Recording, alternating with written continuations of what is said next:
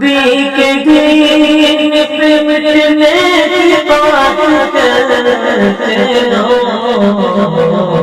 حسین جیسا کلیجہ۔ الحمد لله نحمده ونستعينه ونستغفره ونؤمن به ونتوكل عليه ونعوذ بالله من شرور أنفسنا ومن سيئات أعمالنا، من يهده الله فلا مضل له ومن يضلله فلا هادي له، ونشهد أن لا إله إلا الله ونشهد أن سيدنا ومولانا محمدا عبده ورسوله. أما بعد، فأعوذ بالله من الشيطان الرجيم. بسم الله الرحمن الرحيم. يا أيها الذين آمنوا لا تقدموا بين يدي الله ورسوله واتقوا الله إن الله سميع عليم. يا أيها الذين آمنوا لا ترفعوا أصواتكم فوق صوت النبي ولا تجهروا له بالقول كجهر بعضكم لبعض أن تحبط أعمالكم وأنتم لا تشعرون. إن الذين يغضون أصواتهم عند رسول الله أولئك الذين امتحن الله قلوبهم للتقوى لهم مغفرة وأجر عظيم.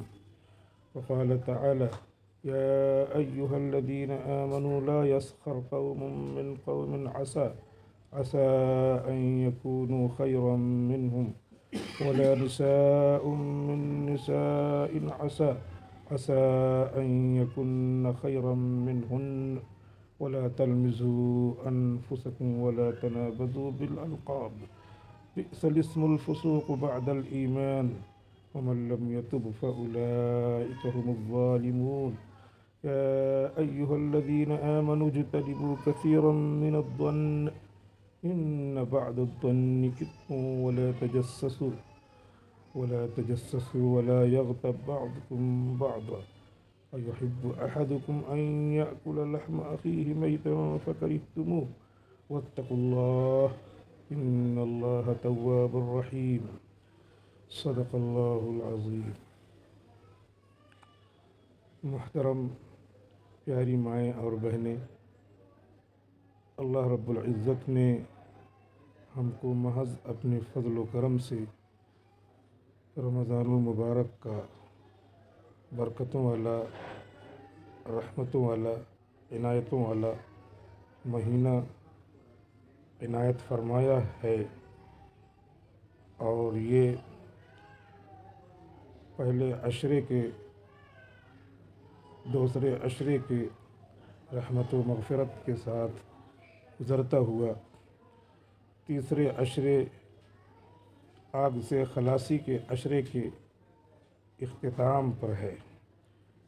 ممکن ہے آج رمضان کا آخری دن ہو، اور یہ آخری دن جاتے جاتے ہم کو یہ پیغام دیتا ہوا جا رہا ہے کہ ہر چیز کو اختتام تک پہنچنا ہے، ہر چیز ختم ہو جاتی ہے، آنی جانی ہے، فانی ہے، کل من علیہا فان ویبقى وجہ ربک ذو الجلال والاکرام۔ ہر چیز جو روئے زمین پر ہے، جو بھی چیزیں ہیں، سب کو فنا کے گھاٹ اترنا ہے۔ اب جو دنیا کی چیزیں ہیں وہ بھی ختم ہوں گی، ان کا کوئی حساب و کتاب نہیں۔ جن چیزوں کا کوئی حساب و کتاب نہیں، اس کو شریعت کی زبان میں تکوینی امور والی چیزیں کہتے ہیں۔ شریعت کی اپنی زبان ہے، شرعی زبان ہے، اور ان تمام چیزوں میں، تمام مخلوقات میں انسان ہیں اور جنات ہیں۔ ان سے جزا و سزا کا معاملہ وابستہ ہے، تو ان کو کہتے ہیں تشریعی امور، ان سے وابستہ ہیں۔ وہ بھی گزر جائیں گی چیزیں، اور انسان اور جنات جو جزا و سزا سے متعلق ہیں، جن کو جنت ملے یا دوزخ ملے خدا نہ کرے، تو یہ تشریعی امور سے متعلق ہیں، سب کے سب فنا ہو جائیں گے۔ ہر چیز فنا ہونے کے ساتھ یہ سبق دیتی ہے انسانوں کو، مردوں اور عورتوں کو، کہ کچھ کر لو۔ کیا کرنا ہے؟ اپنے مولا کو راضی کر لو، سارے امور اللہ کو حوالے کرو، تفویض، افوض امری الی اللہ، اللہ کو خوش کرنا ہے۔ اور جہاں پر آدمی صائب میں پھنستا ہے، بہت ساری چیزیں دماغ میں آتی ہیں، بہت سارے ناموافق الفاظ بھی زبان پہ نکلتے ہیں، وہاں پہ اللہ کے حوالے کرنا ہے سارے امور کو۔ بلکہ ہمارے علماء دیوبند کے سرخیل، دارالعلوم دیوبند کے بنانے والے بانی مولانا امام محمد قاسم نانوتوی رحمۃ اللہ علیہ تو فرماتے ہیں کہ پورے دین کا خلاصہ یہ ہے کہ تفویض ہونی چاہیے، یعنی اللہ کے حوالے سارے امر کو کرنا چاہیے۔ بعض مرتبہ عبادت کرتے کرتے آدمی سوچنے لگتا ہے کہ فلاں بندے کو یہ نعمتیں ملی، مجھ کو کیوں نہیں ملی؟ فلاں بندے کو اتنی توفیق ملی، مجھ کو کیوں نہیں ملی؟ تو عقیدے پر، ایمان پر شیطان حملہ کرنے لگتا ہے۔ اس وجہ سے حضرت مولانا قاسم نانوتوی رحمۃ اللہ علیہ نے فرمایا ہے کہ سب کا خلاصہ نکالو اور دیکھو تو اختیار تو ہے ہی، آدمی اپنے اختیار سے سب کچھ کرتا ہے، لیکن اختیار بھی کسی کو تھوڑا سا کم دے دیا، کسی کو زیادہ دے دیا، کسی کو دیکھنے ہی کا اختیار نہیں دیا، آنکھیں لے لی، تو شیطان آ کے حملہ کرتا ہے۔ مائیں اور بہنیں تو بہت مرتبہ شکار ہو جاتی ہیں، مرد بھی شکار ہو جاتے ہیں۔ بچے کا انتقال ہوا، بولنے لگتی ہیں اللہ کو میرے بچے ہی کو مارنا تھا۔ تو ایسے جملے خراب ہو جاتے ہیں، دین سے نکلنے کا خطرہ رہتا ہے، کفریہ جملے ہو جاتے ہیں۔ تو حضرت نانوتوی رحمۃ اللہ علیہ نے فرمایا ہے کہ ایک مسلمان کو یہ آنا چاہیے کہ اپنے سارے کام کو اللہ کے حوالے کرے۔ یا اللہ، ہمارا کچھ نہیں ہے، للہ ما فی السماوات و ما فی الارض، آسمان و زمین کی سب چیزیں اللہ، آپ اس کے مالک ہیں، ہم تو غلام ہیں، اور غلام کو جو حکم ملا وہ کرے گا، مشکل حکم ملے، آسان ملے، جبکہ اللہ کی طرف سے اعلان ہے کہ جو حکم ملا سب تمہاری طاقت کے اندر ہے، لا یکلف اللہ نفسا الا وسعها، اللہ تعالیٰ نے وسعت کی طاقت کے بقدر ہی کسی کام کو کرنے کا ذمہ دار بنایا ہے۔ اور سمجھ میں نہیں آتا تو ایسے سمجھایا ہے کہ دیکھو کھڑے ہو کر نماز پڑھ سکتے ہو، ابھی طاقت ہے تو کھڑے ہو کے پڑھو۔ اللہ نے بیمار کر دیا، اس میں ہماری ہی بھلائی ہے کہ گناہ معاف ہوں گے، درجات بلند ہوں گے، لیکن اب تھوڑا طاقت کم کر دیا تو حکم دے دیا اب کھڑے نہیں ہو سکتے، تو تمہارے لیے حکم بدل گیا، لا یکلف اللہ نفسا الا وسعها، طاقت کے بقدر ہی تم مکلف ہو، بیٹھ کے نماز پڑھو۔ بیٹھ کے نہیں پڑھ سکتے، طاقت کم کر دیا تو تکلیف، یعنی اللہ کے حکم کو اب کم کر دیا کہ اب لیٹ کر کے نماز پڑھو۔ لیکن انسان کو تو مکلف رہنا ہے، شعور جب تک باقی ہے مکلف رہنا ہے، اشاروں سے نماز پڑھنا ہے۔ فقہا لکھتے ہیں کہ اگر آدمی کے پاس کپڑا نہیں ہے، ننگا ہے، تو بھی کونے میں کہیں جا کر کے وقت پر نماز پڑھے، ویسے ہی پڑھے، ننگا نماز پڑھے، لیکن وقت، ان الصلاۃ کانت علی المؤمنین کتابا موقوتا، نماز وقت وقت سے مومنوں پر فرض ہے، تو اس وقت کو جان بوجھ کر کے نماز سے خالی کر دے، کسی مومن سے ایسا نہیں ہونا چاہیے۔ 11 مہینے اب آ رہے ہیں ہمارے، مردوں کے بھی عورتوں کے بھی۔ عورتوں سے میں شریعت کی طرف سے، اپنی طرف سے یہی کہوں گا، 11 نمازیں خاص طور، 11 مہینے خاص طور پہ نمازوں کا اہتمام خوب کیا جائے، اور نمازوں کے اہتمام میں کوئی پریشانی ہو تو پریشانی کے لیے یہی کہا جائے اللہ جس حال میں رکھے اس حال میں ہم راضی ہیں۔ بچہ بیمار ہے، دوا کرائیں، راضی ہیں، اللہ جس حال میں رکھے راضی ہیں۔ پریشانی آئے، فقر و فاقے کی تو اب بہت مشکل سے نوبت آتی ہے۔ فقر و فاقہ اللہ کے رسول کے زمانے کا، اللہ کے رسول کے گھر کا ذاتی تجربہ ہوتا تھا۔ چولہے پر آگ پر پکی ہوئی چیزیں تو مشکل سے ملتی تھیں، اسی لیے ایک مہینہ کچھ پکتا ہی نہیں تھا۔ کھجور کھایا، پانی پی لیا۔ حضرت مولانا زکریا صاحب رحمۃ اللہ علیہ کے دسترخوان پر ایک صاحب بیٹھے تھے، اور بھی 2-4 لوگ رہے ہوں گے، ظاہر سی بات ہے، آپ کا دسترخوان وسیع تھا۔ تو ایک صاحب پوچھنے لگے کہ حضرت یہ بتائیے کہ میٹھا کھانا شروع میں سنت ہے یا نمکین کھانا سنت ہے؟ حضرت نے کچھ جواب نہیں دیا۔ پھر سوال انہوں نے لوٹایا، پھر جواب حضرت نے نہیں دیا۔ تیسری مرتبہ لوٹایا انہوں نے سوال، وہ سن رہے تھے، وہ سمجھ رہے تھے کہ حضرت سن نہیں رہے ہیں، حضرت سن رہے تھے، لیکن ایسے دیکھنے میں سوال بڑا علمی لگتا ہے کہ بڑے محقق ہیں۔ بعض لوگوں کی نیتیں بھی ہوتی ہیں اسی طرح، وہ سب بھاگ جاتے ہیں، دل آئینہ ہوتا ہے، چھپ جاتی ہیں باتیں ایسے لوگوں پر۔ بہرحال وہ سوال کر رہے تھے، 3-4 بار کیا، حضرت نے غصہ ہو کر جواب دیا، کیونکہ اس طرح کے سوال لغو ہوتے ہیں۔ اتنی دیر میں آدمی کئی بار درود شریف پڑھ سکتا ہے، اتنی دیر میں کلمہ پڑھ سکتا ہے۔ ہم لوگ بہت سارے لغو سوال میں لگ جاتے ہیں، عورتیں ادبی، چغلی، غیبت وغیرہ میں لگ جاتی ہیں۔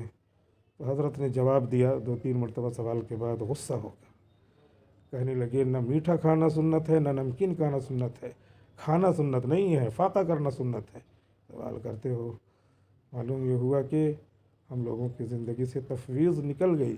اللہ فاقے کی حالت پہ رکھے تو بھی اللہ کے حوالے، اور اللہ کھلاتا پلاتا ہے۔ زمانہ ہو گیا اب تو کسی کے ہاں فاقہ کی نوبت ہی نہیں آتی۔ اللہ تعالیٰ جانتے ہیں ایمان محفوظ رکھنا ہے، اس لیے اللہ تعالیٰ مسلمانوں کو فاقے سے محفوظ رکھے ہیں۔ لیکن حضرت نے یہ فرمایا، یہ سوال کرنا چاہیے، کھانا پوچھ رہے ہو کون سا کھانا سنت ہے، کون سا نمکین کھانا، میٹھا کھانا، فاقہ کرنا سنت ہے، کبھی فاقہ کیا؟ آئے یہ سب حالات واویلا مچانے لگتے ہیں۔ ذرا سی روزی کم ہو گئی، ان اللہ یبسط الرزق لمن یشاء ویقدر، اللہ کا فرمان ہے، اللہ روزی بڑھاتا بھی ہے گھٹاتا بھی ہے۔ کتنے گھر گھرانے ایسے ہیں کہ ذرا سا کمی ہو گئی، ہر جگہ دکان میں آج کل بکری نہیں ہو رہی ہے، آج کل یہ ہے، عورتیں جو ہے ہر جگہ یہی گانے سنانے لگتی ہیں سب جگہ کہ آج کل ہمارے یہاں بہت کڑکی چل رہی ہے۔ نہیں، یہ سب اللہ کی شکایت ہے۔ اللہ تعالیٰ نے جو ہم کو دین دیا ہے، وہ اس کا صرف خلاصہ یہ ہے کہ ہم اللہ کی مرضی حاصل کریں۔ اب مرضی حاصل کرنے کی شکلیں بدلتی رہتی ہیں۔ ابھی شکل یہ آئی تھی کہ رمضان کے مہینے میں کہ اللہ کی مرضی حاصل کرو روزہ رکھ کر کے، روزہ رکھو، صبح نیت کر لو سحری کے ٹائم، کھانا چھوڑ دو، پینا چھوڑ دو، اور جائز بیوی سے ملاقات چھوڑ دو، اور نیت کے ساتھ ساتھ غروب آفتاب تک رہو۔ غروب آفتاب ہو گیا، اب دیر کرنا، ابھی تک دیر کیا تھا 13 گھنٹے، 14 گھنٹے، 12 گھنٹے کچھ نہیں کھانا پینا ہے، اب دیر کرنا منع ہے، جلدی سے افطار کرو۔ یہ روزے کا حکم تھا، اس سے اللہ راضی ہوتے، اس سے اللہ تعالیٰ اپنا تقویٰ دیتے۔ لعلکم تتقون، روزے کی فضیلت میں، روزے کے نتیجے میں یہ بیان کیا گیا ہے۔ تو میں اپنے سے، اپنی ماؤں بہنوں سے یہ کہوں گا کہ اللہ کی مرضی ہم حاصل کر رہے تھے، حاصل کیا بھی، اپنی استطاعت کے بقدر سب نے روزہ رکھا۔ اللہ نے بھی خوب بارش کی نیکیوں کی، ایک نیکی کرو 70 نیکی کے برابر ثواب، فرض ایک ادا کیا 70 فرض کے برابر ثواب۔ اللہ رب العزت اپنا فضل دے رہے تھے، ابھی باقی ہے، آدھا دن باقی ہے، اس میں جتنا جو چاہے ابھی بھی اپنے آپ کو اللہ کے سامنے پیش کرے، روئے، استغفار کرے۔ ابھی 1 مرتبہ استغفر اللہ کہیں گے 70 مرتبہ استغفر اللہ کہنے کے برابر ثواب۔ اللہ تعالیٰ کیسے ہیں، ان کی نعمتوں پہ غور کریں تو بالکل آپ کے احکام پر عمل کرنے کا جی چاہنے لگے گا کہ کیسے ہیں اللہ تعالیٰ۔ ہر عام دنوں میں بھی اللہ تعالیٰ نے کہا کہ 1 مرتبہ استغفار کرو گے، 1 مرتبہ درود شریف پڑھو گے، 10 مرتبہ درود شریف پڑھنے کے برابر ثواب۔ بتاؤ، 1 مرتبہ کہا بندے نے اپنے کام کاج کو چھوڑ کر، دماغ کو موڑ کر، تو اللہ نے کہا من جاء بالحسنۃ فلہ عشر امثالھا، کہ جو 1 نیکی کرے گا تو اس کو اس کے 10 نیکی کے برابر ثواب دیں گے۔ सुबहान अल्लाह सुबहान अल्लाह सुबहान अल्लाह 3 मरतबा कहा तो 30 नेकी अल्लाह दे रहे हैं, आम दिनों में दे रहे हैं। और ये जो रमज़ान का महीना चल रहा था, अपने नबी के ज़रिए ऐलान करवाया कि 70 नेकी के बराबर सवाब दे रहे हैं। एक एक नेकी बढ़ गई थी और करने वालों ने खूब किया। किसी ने 10 कुरान ख़त्म किया, किसी ने 8 ख़त्म किया, किसी ने 5 ख़त्म किया, किसी ने 3 ख़त्म किया। खूब ख़त्म कर रहे हैं, खूब ख़त्म कर रहे हैं। औरतें बच्चे सब लगे थे। ये मोबाइल ने थोड़ा कमी कर दी थी। हमने अर्ज़ किया था कि मोबाइल को हाथ नहीं लगाना, या जिसको हिम्मत हो वो हाथ लगा ले, लेकिन बस ज़रूरत के बक़द्र, वरना फिर हर चीज़ जो है छोड़ने का अल्लाह ने हुक्म नहीं दिया है। ज़रूरत है तो उसको इस्तेमाल भी कर सकते हैं। लेकिन ये चीज़ क्या है, बाज़ार में निकलो तो फला सामान ख़रीदने जा रहे हैं, 10 चीज़ें दिखती हैं उसकी बात, लेकिन आदमी कंट्रोल करता है। सामान अपना जो ख़रीदना था वही जा कर के ख़रीदता है। 10 चीज़ें दिखती हैं उसको अवॉइड कर जाता है, छोड़ देता है, नहीं, और जल्दी से घर वापस आता है। माँ बाप कह देते हैं बेटा जाओ दाल ख़रीद के ले आओ, और देखो इधर उधर कहीं लगना नहीं, मशगूल नहीं होना, वापस आ जाना, 5 मिनट में वापस आ जाओ। बच्चा जाता है और वापस आ जाता है। इधर उधर बहुत सारी चीज़ें खेल कूद की मशगूलियात की उसकी रहती हैं, लेकिन आ जाता है। तो हमारे अकाबिर, अब जो कि मोबाइल बहुत आम हो रहा है, उसको छोड़ना भी मुश्किल है। तरह तरह की पढ़ने की लिखने की चीज़ें भी उसमें आ गई हैं।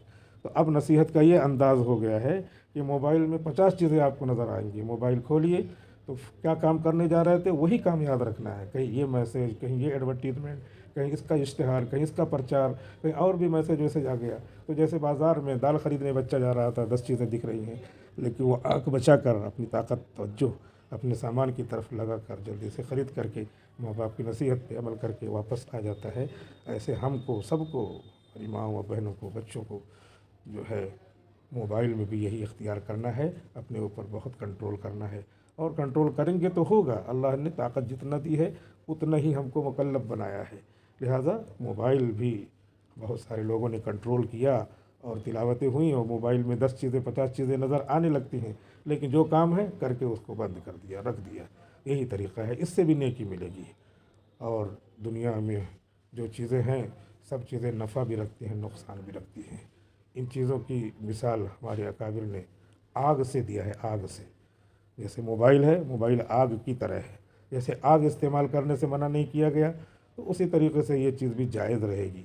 लेकिन आग का दोनों पहलू दिखाया। मौलाना नानौती रहमतुल्लाह अलैह के ज़माने में तो मोबाइल नहीं था, लेकिन उन्होंने अपनी किताब तकरीर दिल पज़ीर में लिखा है, जैसे आग है, आग पर खाना पकाइए और बेहतरीन दुनिया के मुअज़्ज़ज़ तरीन मेहमानों को खाना खिला दीजिए, तो आग ज़रिया बन गई बेहतरीन नेकियां कमाने का।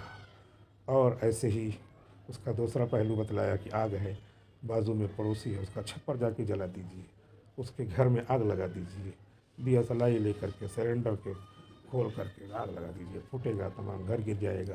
तो आग है, आग से हमने क्या किया, घर जला दिया, नुकसान कर दिया। और आग से जो है हमने खाना पका के खिला दिया। तो जब आग जो है हमने खाना पका के खिलाया, तो आग ने पका के खिलाया, तो ये नहीं कहा जाता आग बहुत अच्छी है, बहुत अच्छी, आग की तारीफ़ खूब हो रही है। नहीं, आग इस्तेमाल करने वाले की तारीफ़ हो रही है। बड़ा अच्छा खाना बनाया आपने, आपने बहुत अच्छा खाना बनवाया, आपके घर की ख़वातीन ने बहुत अच्छा किया, जज़ाकल्लाह। इस तरह यूज़ करने वाले, it is up to user. आग जो है इस्तेमाल करने वाले की तरफ नफ़ा ले जाती है, लिहाजा उसकी तारीफ़ होती है। इसी तरीके से आग लगाया, आग ने पूरा छप्पर जल गया, आग ने जलाया, लेकिन कोई आग को नहीं कोसता, कहाँ गई आग, उसको मारूं, ये करूं, नहीं, किसने जलाया, बुलाओ उसको, अरेस्ट करे, FIR दर्ज करो, उसको पकड़ो। तो इस्तेमाल करने वाले जिसने उसको शरारत में इस्तेमाल किया, तो it is up to user, use करने वाले की तरफ उसकी शरारत, उसकी ख़राबी, उसकी बर्बादी जो उसने इस्तेमाल किया, आग के ज़रिए, आग को ज़रिया बनाया, तो वो मुकल्लफ़ है, उसको पकड़ा जाता है। तो ऐसे ही जो आजकल के ज़माने में हर वक्त मोबाइल आ गया है, तो अब मोबाइल मिसल आग के है। मोबाइल को इस्तेमाल किया, तरह तरह के सवालात में हल करने में बहुत सारी चीज़ें अब तो आ गई हैं। मोबाइल पे डाला AI है, आर्टिफिशियल इंटेलिजेंस, मसनूई ज़हानत आ गई है, उसमें डालो तो सब सवालात आ जाते हैं। तो ठीक है, इस तरह इस्तेमाल करेंगे तो it is up to user होगा। मोबाइल को ब्लेम नहीं कर सकते, उस पर इल्ज़ाम नहीं लगाएंगे। हम जो इस्तेमाल करेंगे तो हमारी तारीफ़ होगी कि आप चाहे तो एप्लीकेशन दरख्वास्त वगैरह लिख लीजिए मोबाइल से, और चीज़ें हैं, हिसाब जोड़ना वगैरह, तो मामूली अकाउंट वगैरह वाबस्ता होता है इससे, और पैसे वैसे भी इसी से देना जमा करना हो गया है। बेशुमार क्या है यूजेज़ हैं, मुस्बत नफ़े हैं, और मनफी नफ़ा तो بہت ہی زیادہ ہے. جو لوگ جیسے استعمال کرتے ہیں ویسے سمجھتے ہیں. موبائل لے کے کوئی گھوم رہا ہے تو جو لوگ یہ سمجھتے ہیں تو اسی طرح دوسرے کی طرف بھی ذہن جاتا ہے. ننگی تصویریں، خراب تصویریں، نوجوانوں کی زندگیاں خراب ہو رہی ہیں. چادر کے نیچے لے لے کے موبائل پڑے ہیں نوجوان، ہماری مائیں، بہنیں، بچیاں. اگر کنٹرول نہیں کیا تو یہ حیاسوز چیز پوری زندگی برباد کرنے والی ہے. تو جیسے اس کا چھپر جلا کے خاکستر کر دیا، ایسے زندگی کے باغ کو جلا کے خاکستر کر دیتا ہے. شادی سے پہلے شادی کر لیتے ہیں، شادی سے پہلے طرح طرح کے ناجائز تعلقات ہو جاتے ہیں. ہماری بچیاں اسکولوں میں جاتی ہیں اور پھر جو ہے ناجائز تعلقات قائم کر لیتی ہیں، پھر شادیاں غلط ہو جاتی ہیں، پھر ایمان سے ہاتھ دھو بیٹھتی ہیں. آپ نے سب فضائل اعمال میں سنا ہوگا اور اجتماع میں آتی رہتی ہیں، اپنے گھر بھی پڑھتی رہتی ہوں گی کہ حضور نے فرمایا کہ ایمان جانتے ہو، ایمان کوئی گڈھا کھودے اور آگ جلائے رہے اور آگ میں کہے کہ کود جاؤ تو کود جانے کو گوارا کر لینا، اور یہ کہے کہ نہیں تو ایمان چھوڑو بچا دیں گے. ایمان نہیں چھوڑتے تو آگ میں کودنا پڑے گا. تو ہمارے نبی نے فرمایا آگ میں تم جل جاؤ گے، تمہارا وجود ختم ہو جائے گا. لیکن اس کو ترجیح دینا، اس کو پریفر کرنا اور ایمان کو چھوڑنے کو گوارا نہ کرنا. کیونکہ ایمان چاہے تمام نماز روزہ حج زکوٰۃ میں سے کچھ بھی نہیں کیا، لیکن ایمان جنت میں ایک دن لائے گا. یہ خود سمجھنا بھی ہے ہمیں بھی. میں بول رہا ہوں، آپ سن رہے ہیں، سب کو سمجھنا ہے. اور ایمان کی دولت یہ ہماری بچیاں نہیں سمجھ رہی ہیں. ادھر اس علاقے میں خلیل آباد کی 10-12-15 لڑکیاں مرتد ہو گئیں، ہندوؤں کے ساتھ چلی گئیں. یہ کس کی ذمہ داری ہے؟ جب تک شہوانی جذبات سمندر کی طرح موجیں مارتے ہیں، ماں باپ کی ذمہ داری ہے کہ وہ موبائل پہ کنٹرول کریں. مفتی شفیع صاحب رحمۃ اللہ علیہ فرماتے ہیں کہ آگ کی جو شہوت ہے انسان کی، بالکل ماچس کی تیلی کی طرح ہے. ماچس کو جیب میں رکھے رہیے کچھ نہیں ہوتا. ایسے ہی جو انسان کے اندر شہوانی جذبات رکھے ہیں کچھ نہیں ہوتے. انسان کے اندر ہیں چل رہے ہیں. لیکن جیسے ماچس کی تیلی کو اس کے اوپر جو مسالہ لگا ہے اس کو جیسے ہی ذرا بھی رگڑ پیدا ہوئی تو وہ آگ بھڑکے گی، اور آگ بھڑکے گی تو پورا جہاں جیب میں رکھا ہے تو جیب جل جائے گی، جہاں رکھا ہے وہاں جل جائے گی. اور اس کے بعد اب آگ کو دوبارہ اس کی تیلی میں، اس کی ماچس کے تیلی کے اوپر جو مسالہ ہے، آگ کے شعلے کو جو بھی ہو چھوٹا موٹا، اس کو پھر سے پکڑ کر کے اس مسالے کے اندر دوبارہ بھر نہیں سکتے، لے نہیں جا سکتے، کیونکہ اب رگڑ پیدا ہو کے وہ شعلہ زن ہو گئی ہے. ایسے ہی انسان کے شہوانی جذبات ہیں. شہوانی جذبات اپنے اندر ہی ہیں، لیکن ہر آدمی جا رہا ہے، گھوم رہا، چل رہا، پھر رہا ہے، کچھ نہیں. لیکن جہاں اس سے رگڑ پیدا ہوئی تو آگ کی طرح بھڑک جائے گی. رگڑ کیسے پیدا ہوتی ہے؟ آنکھ کے ذریعے رگڑ پیدا ہوتی ہے. غلط جگہ پہ آنکھ کے ذریعے دیکھ لیا، اب تو باہر جانا ہی نہیں ہے، موبائل کھولا، گندی تصویریں، نیکڈ پکچرز بے شمار مل جاتے ہیں. یہ آنکھ کا زنا ہو رہا ہے. آنکھ کے ذریعے رگڑ پیدا ہو رہی ہے. اب شہوت بھڑکی، اب ادھر ادھر بھاگ رہی ہے بچی، بیٹا بھاگ رہا، کیا کرے کچھ نہیں. اب ایک دم جیسے آگ کو پکڑ کر کے ہم ماچس میں نہیں ڈال سکتے تھے اس کے تیلی میں، اب ایسے ہی ان کی شہوانی آگ کو پکڑ کر کے ان کے بدن کے حوالے نہیں کرتے. اب یہ کیا کچھ کر جائیں، اپنی عزت برباد، اپنی صحت برباد، اپنے ماں باپ کا نام برباد، اپنے خاندان کا نام برباد، کچھ بھی ہو، ایمان برباد. اب اس کو برداشت نہیں کر سکتی. تو اسی لیے پہلے ہی نپ ان دا بڈ، کلی کو کھلنے سے پہلے ہی پکڑ کے اس کو جو ہے ختم کر دینا چاہیے تھا. آگ کو پہلے ہی بجھانا چاہیے تھا. آنکھ پر پہلے کنٹرول کرنا چاہیے تھا. قرآن نے اسی لیے کہہ دیا تھا قل للمؤمنین یغضوا من ابصارہم، مومنوں سے کہہ دو اپنی نظریں نیچے رکھیں. اللہ کتنے بڑے ہیں، کتنے اچھے ہیں. انہوں نے کیسے ہم کو سمجھایا ہے، بس نظر نیچے رکھو، تمہارے تمام شہوانی جذبات محفوظ رہیں گے، تم کبھی ہلاکت کی کھائی میں جا کے نہیں گرو گے. وقل للمؤمنات یغضضن من ابصارہن، اور عورتوں سے بھی کہو اپنی نظریں نیچے رکھیں. موبائل ہے، موبائل میں بھی کنٹرول ہو سکتا ہے. جیسے ہی کوئی پکچر تصویر آئی، اس تصویر کو دیکھنا بھی ناجائز ہے. وہ فقہاء نے تو فرمایا ہے کہ پانی کنویں میں کوئی جھانکے اور پانی میں کوئی جھانکے، اس پر جو عکس ہوتا ہے، عکس چھپتا ہے، تو غیر محرم کا جن کو دیکھنا جائز نہیں ہے ان کا عکس پانی والا بھی دیکھنا ناجائز حرام لکھا ہے. اور وہ تو صاف واضح نہیں ہوتی، تصویر واضح نہیں ہوتی، عکس واضح نہیں ہوتا. یہاں تو بالکل بنا سنوار کر کے تھوڑا اس کا جو ہے لائٹ تھوڑا اور روشن کر کے، موبائل بھی طرح طرح کے آتے ہیں 1 لاکھ 2 لاکھ کے، اس میں دیکھیں گے تو شہوات بھڑکتی ہیں. اور آدمی آنکھ کا گناہ، موبائل ہاتھ میں پکڑے ہے ہاتھ کا گناہ، موبائل پیر سے چل کے جا کے اٹھاتے ہیں پیر کا گناہ، آنکھ کا، ہاتھ کا، پیر کا گناہ. خیالات کا گناہ خیالات میں طرح طرح سے جوجھ رہے ہیں. اس کے بعد خدا نہ کرے الفرج یصدقہ او یکذبہ، پھر آخر میں زنا کا شکار ہو جاتے ہیں. تو یہ اللہ تعالیٰ نے ہم کو یہ جو ایام دیے ہیں اور یہ پوری زندگی جو دی ہے وہ اپنے کو راضی کرنے کے لیے، خدا کو راضی کرنے کے لیے دیے ہیں. اور خدا کو راضی کرنے کی شکلیں بدلتی رہتی ہیں.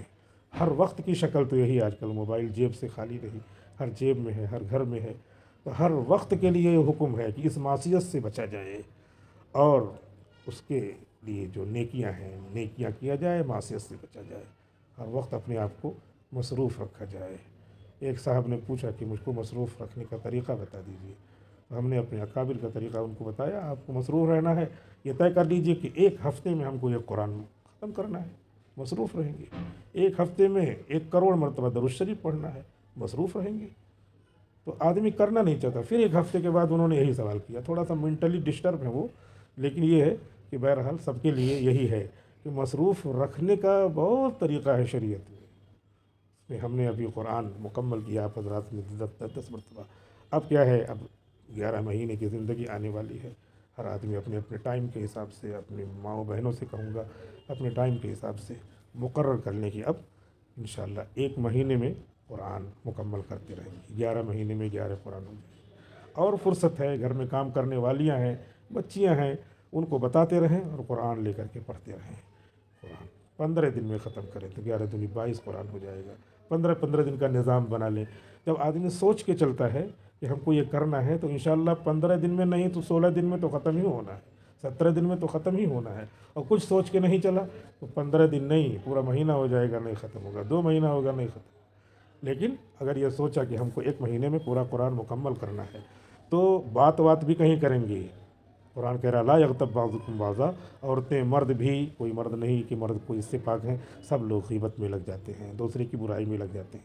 ایسے غیبت میں لگے ہوئے ہیں، مان لیا فرض کر لیتے ہیں.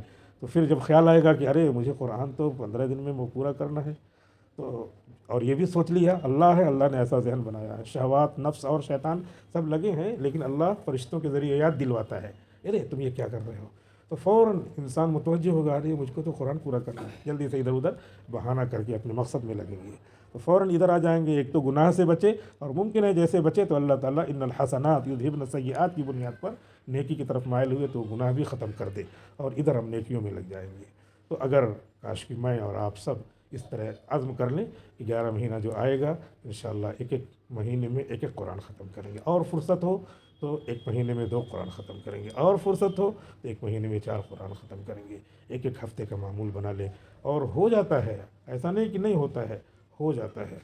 ہمارے ایک ساتھی ہیں، وہ جب بھی سفر میں جاتے ہیں تو سفر میں پورا جو ہے وہاں سے مہاراشٹرا سے آتے ہیں اعظم گڑھ جاتے ہیں تو وہ پورا قرآن جو ہے پڑھ ڈالتے ہیں سفر میں، اور 1 مرتبہ قرآن ہو جاتا ہے. اس بار میں بھی نندربار سے بیٹھا گونڈا تک میرا بھی قرآن ہو گیا. کہنے کی چیز تو نہیں تھی، لیکن اب چونکہ نصیحت کی بات آ گئی تو کہہ دیا.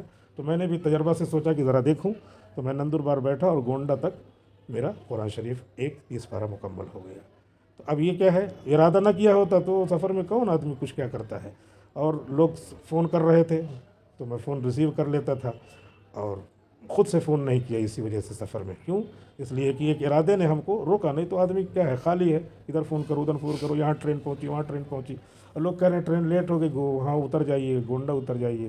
میں نے کہا نہیں، گورکھپور ہی اتروں گا. اور میں دل ہی دل میں سوچ رہا تھا کہ ٹرین لیٹ ہو تو اچھا ہے تاکہ میرا کام ہو جائے.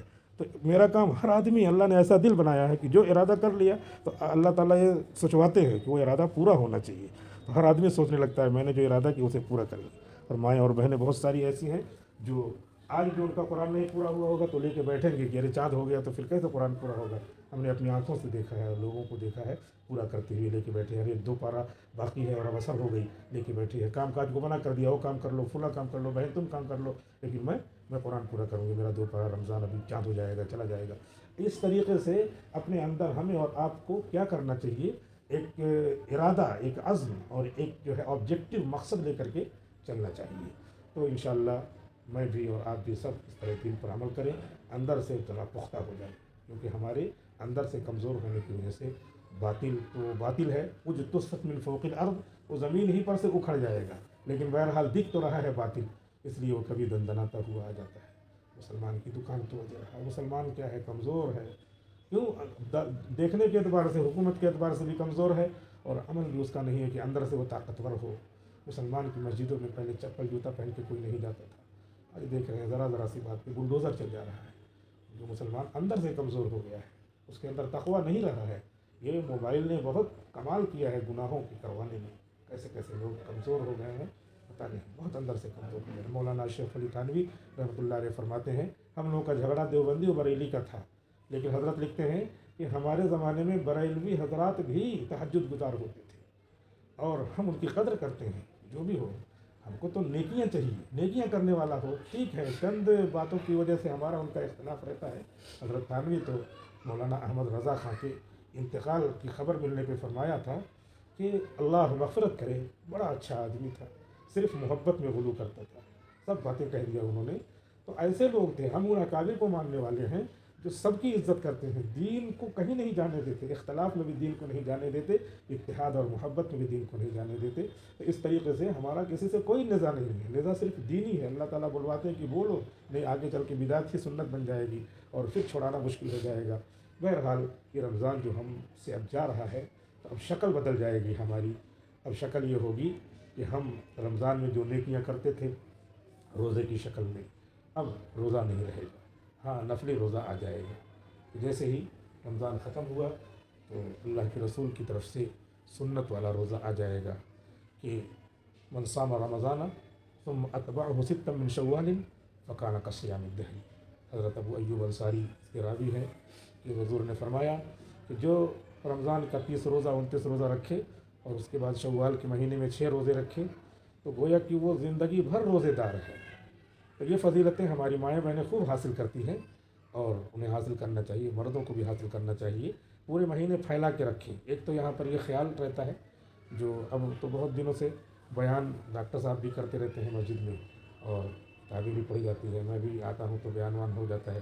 تو یہ دماغ میں تھا بڑی بوڑھی عورتوں کے کہ عید کے دن تو روزہ حرام ہے، اس کے بعد والے دن فوراً جو ہے شوال کا 6 جو روزہ ہوتا ہے، اس کے بعد والے دن میں فوراً روزہ رکھنا ہے، اس کے بعد پھر 5 روزہ چاہے جب رکھو۔ اور اگر شوال کے پہلی تاریخ یعنی عید کے بعد دوسرے دن باسی عید کو روزہ نہیں رکھا تو اب شوال کا 6 روزہ نہیں رکھ سکتے، ایسا نہیں ہے۔ پورے شوال کے مہینے میں چاہے جب چاہے یہ 6 روزہ رکھیں، بانٹ کر کے رکھ لیں کہ جمعرات اور پیر کو رکھیں گے تو 4 ہفتے ہوتے ہیں، ایک ہفتے میں 2 ہو گیا، اگلے ہفتے میں 2 ہو گیا، تیسرے ہفتے میں 2 ہو گیا، 6 ایسے ہو جائے گا۔ مان لیا عید کے ہفتے میں نہیں رکھا اگر، تو اگلے ہفتے میں 3 ہفتوں میں رکھ لیں، پیر جمعرات بانٹ کر رکھ لیں۔ ابھی شیطان بہکائے گا روزہ رکھا تھا تو کیا روزہ رکھنے کی ضرورت ہے؟ تو ضروری بھی نہیں ہے، یہ سنت ہے، لیکن یہ ہے کہ اتنی بڑی فضیلت ہے۔ ابھی سحری میں اٹھنے کی عادت ہے، اور ماؤں اور بہنوں کا مسئلہ تھوڑا سا الگ بھی رہتا ہے کہ ان کے روزے چھوٹ جاتے ہیں، تو وہ اگر سنت روزہ اس کی جگہ قضا والا روزہ رکھیں، یعنی جو روزہ ان کا MC کے زمانے میں چھوٹ گیا وہ رکھیں تو زیادہ اچھا ہے۔ تو اس میں یہ ہے کہ فقہا لکھتے ہیں کہ فرض کا ثواب سنت سے زیادہ ہے، واجب کا ثواب سنت سے زیادہ ہے، اور سنت مؤکدہ کا ثواب نفل سے زیادہ ہے، سنت غیر مؤکدہ کا ثواب نفل سے زیادہ ہے۔ تو جو قضا ہے تو اس میں گویا کہ سنت کا ثواب اندر آ گیا، سنت کا ثواب اندر آ گیا، اس لیے نیت تو اپنے قضا کی کریں گے، کیونکہ فرض میں اتنا ثواب ہے جو سنت کے ثواب کو سمیٹے ہوئے ہے۔ لہٰذا ہمارے اکابر دیوبند اور اکابر اہل سنت والجماعت کا یہی مشورہ ہے کہ خواتین جو ہے شوال کے مہینے میں اپنا چھوٹا ہوا روزہ 6 روزہ جو رکھتے ہیں 6 روزہ اس میں رکھ لیں، اور اس میں جو ہے یہ کیونکہ فرض میں سنت کا ثواب اندر آ جاتا ہے، جیسے فقہا نے ہمارے یہاں کتابوں میں سمجھاتے ہیں سفید اور زیادہ سفید اور زیادہ سفید اور زیادہ سفید، تو ظاہر سی بات ہے کہ جو زیادہ سفید ہے اس میں کم سفید تو اندر آ ہی گیا، ایسے ہی زیادہ ثواب ہے تو اس میں پہلا کم ثواب تو آ ہی گیا، تو اس لیے قضا روزہ رکھ لینا چاہیے۔ زندگی کا کوئی وہ نہیں ہے کب زندگی ختم ہو جائے۔ بہت سارے لوگ بقرعید کے ایام میں روزے کی قضا کرتے ہیں، وہ بھی ٹھیک ہے۔ جو ہماری خواتین ہیں وہ بقرعید میں پہلی تاریخ سے 1 2 3 4 5 9 دنوں تک 9 ذی الحجہ یعنی عرفہ کے دن تک دن میں روزہ رکھنا اور رات میں عبادتیں کرنا بہت زیادہ ثواب ہے۔ کتابوں میں آتا ہے لیکن جس کا عمل نہیں رہتا ہے اس کو زیادہ نہیں لوگ سمجھتے، لیکن وہ 9 دن بھی بہت فضیلت کے ہیں کہ جیسے ہی بقرعید کا چاند نکلے، ذی الحجہ کا چاند نکلے تو 1 تاریخ سے 9 تاریخ تک दिन में रोज़ा रखना, और रात को के सवाब को शब कदर के बराबर बतलाया है, तो वो उसमें रोज़ा रखें और रात में नफिले वगैरह पढ़ें, थोड़ा सा बढ़ा दें जो इबादत रहती है। अगर हमने 17 रकात पढ़ने का मामूल अपना है तो थोड़ा सा 10 रकात और अलग से बढ़ा दें, वज़ू करके बैठ जाएं, सोने से पहले 10 रकात जल्दी जल्दी पढ़ लें, सब अरकान अदा हो जाए। बहुत आराम से पढ़ेंगे औरतें तो मौलाना थानवी कहते हैं कि उनको नींद लगने लगती है, तो उनको चाहिए कि वो 2-2 मिनट ही की रकातें पढ़ें, जल्दी जल्दी पढ़ लें, 2-2 रकात में 10 रकात हो जाएगी जल्दी। आराम से पढ़ेंगी तो सोती रहती है। खुद मेरी बच्ची है तो वो क्या है, बहुत देर में नमाज़ पढ़ती है, एकदम बिल्कुल 70 रकात उसकी 11 बजे जाती है। तो अभी मैं कल हुआ था तो मैं खुद ही बच्चों को तरावी पढ़ा रहा था, तो सबसे ज़्यादा मैं कहता था कि मेरी बच्ची, इसको सबसे ज़्यादा इसी को फ़ायदा है, क्योंकि छोटी तरावी तो हो जाती है 45 मिनट में, 35-40 मिनट में। वो बच्ची हंसती थी कि हाँ अब्बू सही बात है, मेरी नमाज़ हो जाती है, और नहीं तो फिर थोड़ा पढ़ा 2-4 रकात, फिर बातें कर रही है, कुछ और कर रही है, कुछ करने लगती है। उनकी अपना नेचुरल चीज़ है, औरतें हैं, बहुत सारी चीज़ें अल्लाह ने औरतों में नेचुरल रखी है, फितरी रखी है, वो फितरी रहती है। तो इसलिए शरीयत ने बहुत जो भी मसले बयान किए हैं बहुत ही अच्छे। मिसाल के तौर पे हज़रत थानवी रहमतुल्लाह अलैह लिखा है कि औरतों के लिए जमाअत से तरावीह पढ़ने की बजाय अकेले अकेले पढ़ना अफजल है। अब बहुत सारे लोग पूछते हैं कि औरत हाफिज़ा है, बच्ची हाफिज़ा है, तो फिर वो कैसे कुरान अपनी महफूज रखते हैं? तो ठीक है, ये सवाल है, लेकिन औरत का इमामत करना मकरूह है तहरीमी है, औरत इमामत नहीं कर सकती। तो फिर वो अपनी अकेली नफिल नमाज पढ़े, 2-4 रकात पढ़े, उसमें 2-3 पारा पढ़ डाले। इस तरीके से क़यामुल लैल पढ़े, तहज्जुद पढ़े, रात में खड़े हो गए इशा के बाद नमाज़ पढ़ने, तो उस नमाज का नाम है क़यामुल लैल। और सो करके उठने के बाद फिर नमाज़ पढ़ी तो उसका नाम है तहज्जुद नमाज। और रात में पढ़ी जाती है तो उसको भी किताबों में क़यामुल लैल ही कहते हैं कि रात में क़याम किया हमने। बहरहाल वो सब ज़्यादा इल्म वालों का मसला है, लेकिन कभी कभी कोई सवाल आ जाता है हमारी माओ बहनों के भी ज़हन में। एक आध मरतबा किसी ने पूछा भी था। बहरहाल ये रमज़ान अब जा रहा है, जाते जाते लअल्लकुम तत्तक़ून, हमारे अंदर खौफ खुदा पैदा हो गया या उसकी चिनगारी पैदा हो गई। तो अब 11 महीने हमको कैसे गुजारना है। ज़कात अभी नहीं दी है तो दे लें, और नहीं दिया है, पैसा भी नहीं है, मान लिया कभी कैश नहीं रहता है, तो हिसाब जुड़वा करके लिख लें कि इतनी अपने ज़िम्मे ज़कात आ रही है। हमने हिसाब लगा कि इससे पहले वाले हफ्ते में बता दिया था कि 52.5 तोला चांदी तकरीबन 58-59 हज़ार, 60 हज़ार, पूरा मोटा मोटा हिसाब, उसमें 60 हज़ार की चांदी है अपने पास, या अपने पास थोड़ा सा सोना है और थोड़ी सी चांदी है, तो 1 तोला तो वैसे 80-85 हज़ार में हो गया। तो मेयार जब 2 चीज़ें हों तो चांदी को बनाया गया है जिसमें फ़कीरों का फ़ायदा हो गया कि 60 हज़ार से ज़्यादा अपने पास है तो हम साहिब निसाब कहलाएंगे। अब उसके बाद अपने पास जितना भी माल है, मान लिया 10 लाख है तो 10 लाख है तो 2.5 लाख के हिसाब से लिख करके रख लें कि अपने ज़िम्मे जो है 2.5 लाख के हिसाब से। अब कहाँ पर हम 15,000 20,000 पाएंगे? बाद औरतें रहती हैं वो कहते कहाँ से दें, शौहर दें। नहीं, शौहर देंगे, ऐसी बात नहीं है, वो दे देते हैं, लेकिन ये है कि नमाज हमारे ज़िम्मे है तो हम पढ़ेंगे, रोज़ा हमारे ज़िम्मे है। ये नहीं कि शौहर से कहा कि आप भी हमारा अपना भी रख लीजिए, हमारा भी रख लीजिए, नहीं, दोनों के ज़िम्मे रहता है। इसमें ये है थोड़ा सा मिलजुल करके, ये सबसे ज़्यादा करीबी रिश्ता मियाँ बीवी का रिश्ता होता है, तो उसमें शौहर ही कमाता है तो वो दे देता है, ये तुम्हारी ज़कात में दे दे रहा हूँ। लेकिन हकीकत ये है कि साल भर में जो पैसे अपने पास जमा होते रहते हैं, कभी खाविन देता है, कभी घर से माँ बाप दे देते हैं, घर वाले दे देते हैं, और भी पैसे आते रहते हैं, तो वो जमा करके रखना चाहिए और उसी में से अपनी ज़कात दे देनी चाहिए। बकिया शौहर से मुतालबा करेंगे, मांगेंगे, फला ज़रूरत है, तो घर के आदमी हैं।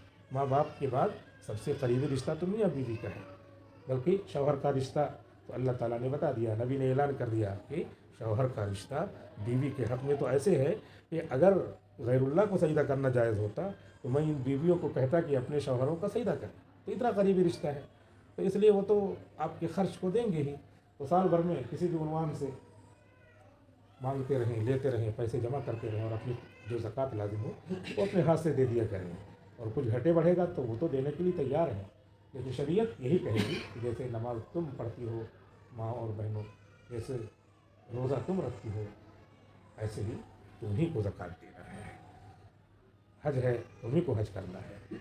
हज थोड़ा माली है, थोड़ा बदनी है, तो उसमें अल्लाह के रसूल ने कहा कि बदल चल जाता है, दूसरा दे दे तो चल जाता है। ऐसे ही ज़कात में दूसरा हमारी तरफ से दे दे, बता दे कि तुम्हारी ज़कात मैंने निकाल दिया, तो वो ज़कात ہو جاتی ہے. تو لیکن حقیقت میں یہ ہے کہ فرض عین دیکھنا ہے. نماز فرض عین ہے، مرد پر الگ سے، عورت پر الگ سے. زکوٰۃ فرض عین ہے، مال کی وجہ سے ہے زکوٰۃ، لیکن جو مال والا ہے اس پر عیناً فرض ہے، کفایتاً نہیں فرض ہے، فرض عین ہے. روزہ فرض عین ہے.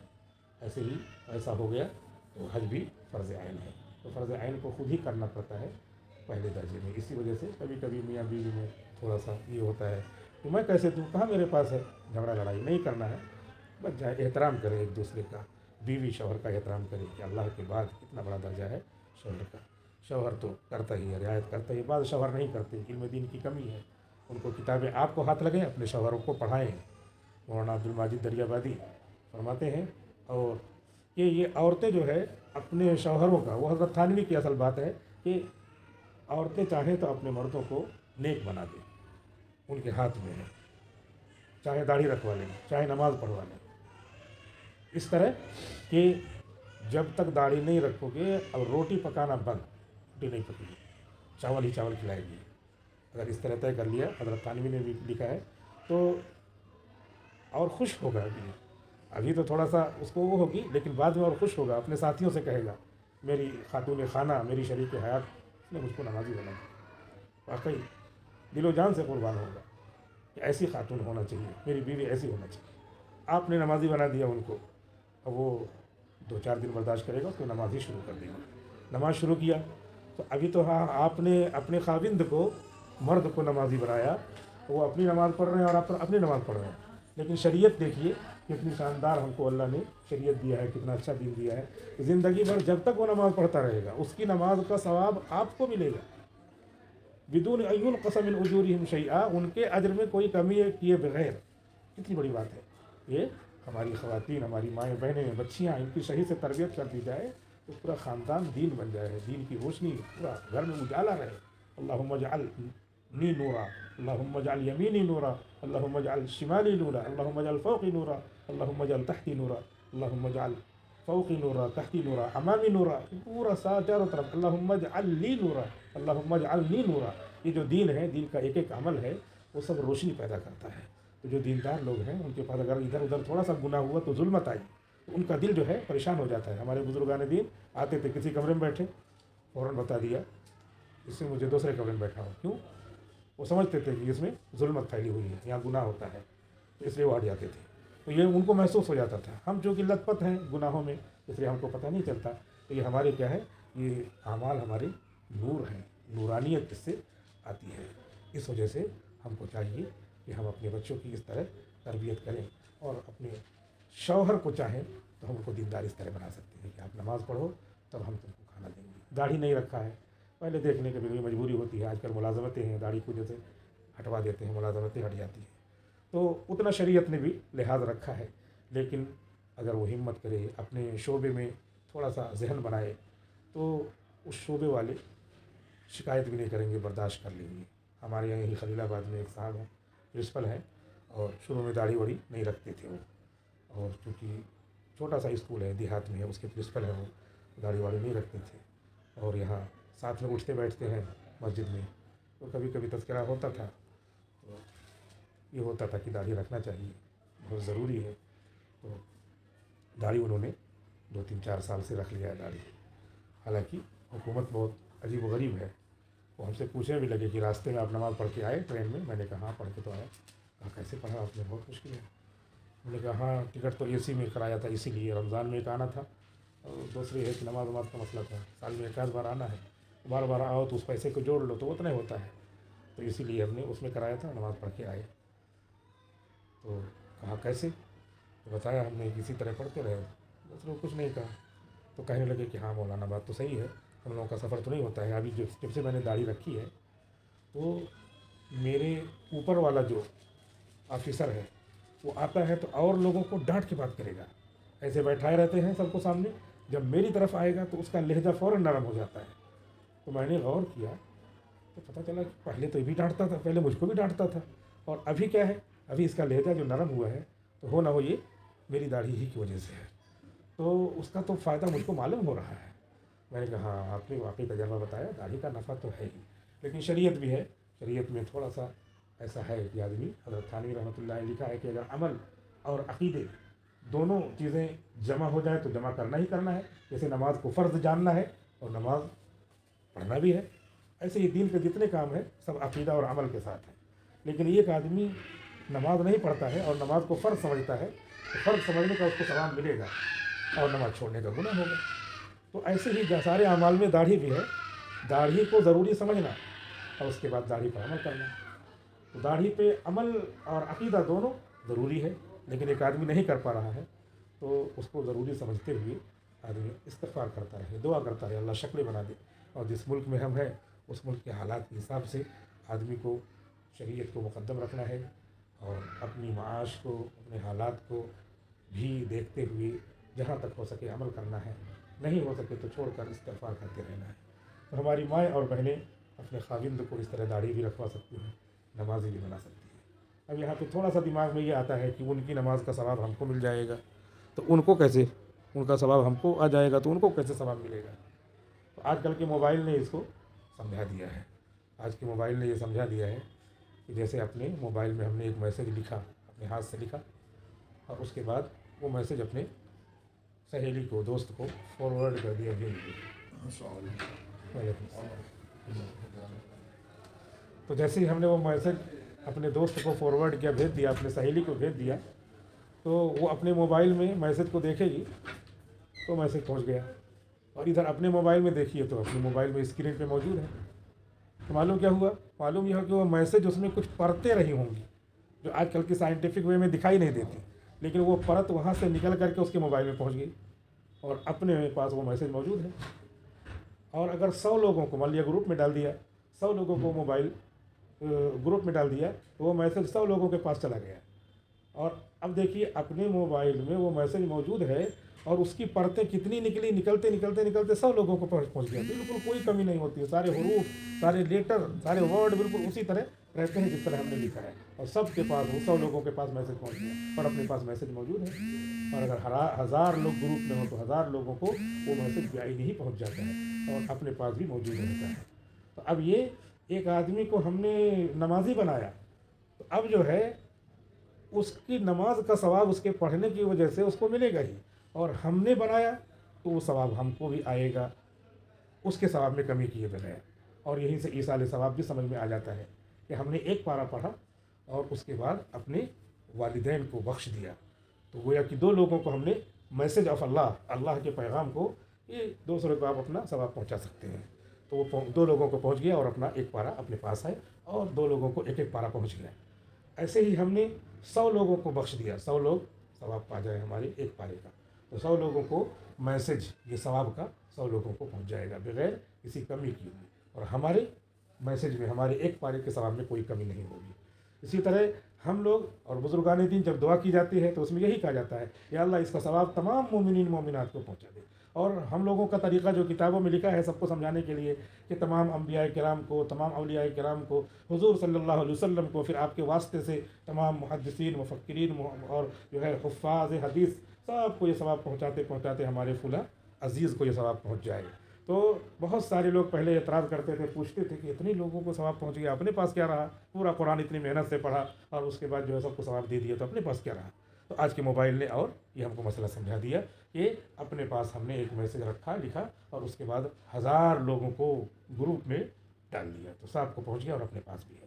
ایسے ہی ہم نے ایک قرآن پڑھا اور تمام مومنین مومنات کو پہنچا دیا تو سب کو برابر برابر پہنچا. اب یہ سمجھنے میں دشواری نہیں ہوگی کہ برابر برابر بھی کیسے پہنچتا ہے اور اپنے پاس بھی رہتا ہے کہ نہیں رہتا ہے. بہت سارے لوگ رکھتے تھے، ایمان رکھتے تھے، لیکن دل میں کیا ہے تھوڑا شک و شبہ رہتا تھا، پہنچائیں یا نہ پہنچائیں. اپنے پاس ہی رکھے رہو یار، اپنے پاس تو رہے کم سے کم، اس لیے ثواب نہیں پہنچاتے تھے. تو اگر ان کو آپ یہ بات بتا دیں، اپنے بھی تسلی کر لیں اور اپنی ماؤں بہنوں کو اور بھی لوگوں کو بتائیں، کیونکہ ہماری مائیں اور بہنیں کیا ہیں، ایک خاندان ہیں، جہاں جاتی ہیں وہاں پر یہ بات لے جائیں گی، اس طرح ثواب ہم کو ملتا رہے گا. ہم تھوڑا سا کوتا رہیں گے، جب اپنا نام عمل آئے گا داہنے ہاتھ میں ملے گا تو اس میں ڈھیر ساری نیکیاں لکھی ہوں گی تو ہم سمجھ نہیں پائیں گے یہ نیکیاں آئی کہاں سے. تو یہی جو ہم نے بتایا ہے، اور خاندان کا خاندان، ہم تو قبر میں چلے جائیں گے اور خاندان کا خاندان نیکیاں پاتے ہوئے اور جو ہے آگے بڑھاتے ہوئے، ہمارے ذریعے سے وہ خاندان اچھا ہوا، ان کے ذریعے سے دوسرا خاندان اچھا ہوا، ان کے ذریعے سے تیسرا خاندان اچھا ہوا. وہ سب ثواب جب ہمارے نامہ عمل میں آئے گا تو ہم حیران رہ جائیں گے اتنی نیکیاں کہاں سے آ گئی، اتنا ثواب کہاں سے آ گیا۔ اور اس کے بعد جب ہم کو بتایا جائے گا فرشتوں کی طرف سے کہ ہمارے نبی نے حضرت محمد صلی اللہ علیہ وسلم نے فرمایا تھا الدال علی الخیر کفاعلہ، کہ اچھی بات بتانے والا، نیک کام کی خبر دینے والا، دوسرے کو ابھارنے والا ایسا ہے جیسے کرنے والا۔ اور من سن سنتا حسنتا فلہ اجرها واجر من عمل بها بدون ان ينقص من اجورهم شيئا والی حدیث وہ فرشتے بتائیں گے کہ جو کوئی اچھے کام کی بنیاد ڈال دے، لوگ دیکھیں، ان کو بتائے، وہ عمل کرے اور اس کے بعد کرتا رہے، تو کرنے والوں کا ثواب ان کو ملے گا، اور پھر جس نے بتایا ہے، جس نے بنیاد ڈالی ہے، اس کو بھی ثواب ملے گا بغیر کچھ کمی کیے ہوئے۔ تو اس لیے تمہارے ثواب میں، تمہارے نامہ اعمال میں یہ اضافہ ہے۔ دیکھیے فضائل اعمال حضرت شیخ زکریا صاحب رحمۃ اللہ علیہ نے لکھ دیا، اور وہ جنت البقیع میں آرام فرما رہے ہیں۔ پوری دنیا میں 20-22 زبانوں میں فضائل اعمال کا ترجمہ ہو چکا ہے، ہر جگہ پڑھی جا رہی ہے۔ قرآن شریف کے بعد سب سے زیادہ چھپنے والی، بکنے والی کتاب فضائل اعمال ہے۔